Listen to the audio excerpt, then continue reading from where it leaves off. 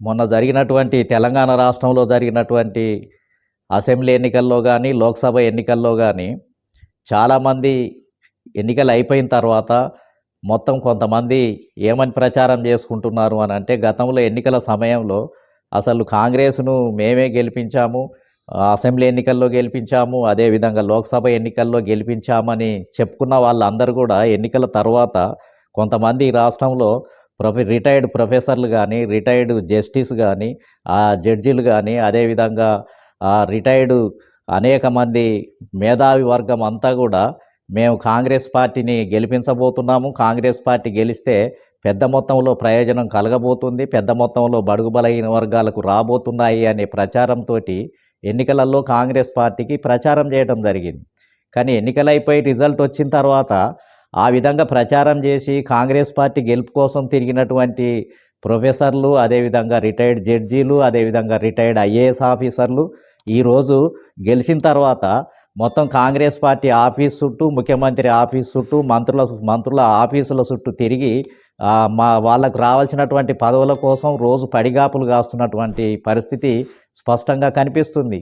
అందులో BC ప్రొఫెసర్లకు, BC IAS ఆఫీసర్లకు, అదేవిధంగా బీసీ ఏదైతే రిటైర్డ్ ఆఫీసర్స్ ఎవరైతే పనిగట్టుకొని ఉద్యోగ సంఘాలు, అదేవిధంగా బీసీ సంఘాలు, బీసీ ఉద్యమ నాయకులు సపోర్ట్ ఇచ్చినటువంటి వాళ్ళందరూ, ఫోటోలు దిగినటువంటి వాళ్ళందరూ ఇవాళ పోయి వాళ్ళ చుట్టూ తిరుగుతుంటే ఎవరు పట్టించుకున్నటువంటి పరిస్థితి కూడా లేదు.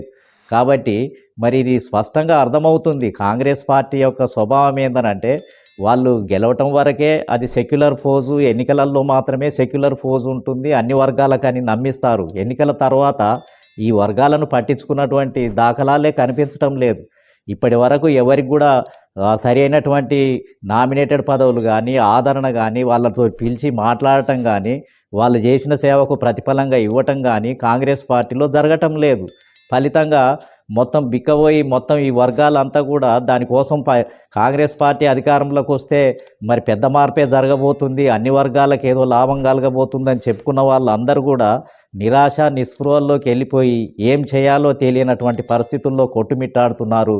నిజంగా ఇది కాంగ్రెస్ పార్టీ ఇప్పుడే కాదు, ఈ రకమైనటువంటి పరిస్థితి కొన్ని సంవత్సరాల నుంచి 30-40 సంవత్సరాల నుంచి కూడా కొనసాగుతూ ఉంది. ఇది పునరావృతం అవుతుంది. కానీ ప్రజలకు ఇది తెలియకుండా అది నమ్ముతూ ఏందనంటే మాటలను నమ్ముతూ దాని చుట్టూ తిరగటానికే అలవాటు పడ్డటువంటి పరిస్థితి కూడా ఇది కొనసాగుతూ ఉంది.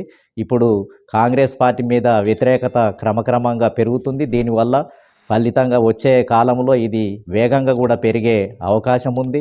బీసీ వర్గాలు, ఎస్సీ, ఎస్సీ, ఎస్టీ, అదేవిధంగా మైనార్టీ వర్గాలంతా కూడా మరి త్వరలోనే ఈ గెలిపించి ఏదైతే త్యాగం చేయటం జరిగిందో ఆ వర్గాలంతా కూడా దూరమైపోయి మళ్ళీ మొత్తం ఉద్యమ కార్యక్రమాల్లోకి వచ్చే అవకాశం కూడా స్పష్టంగా కనిపిస్తుంది. మరి ఆ విధంగా ఆలోచించి సరైనటువంటి నిర్ణయం తీసుకోవాల్సినటువంటి అవసరం ఉందని కూడా నేను భావిస్తున్నాను.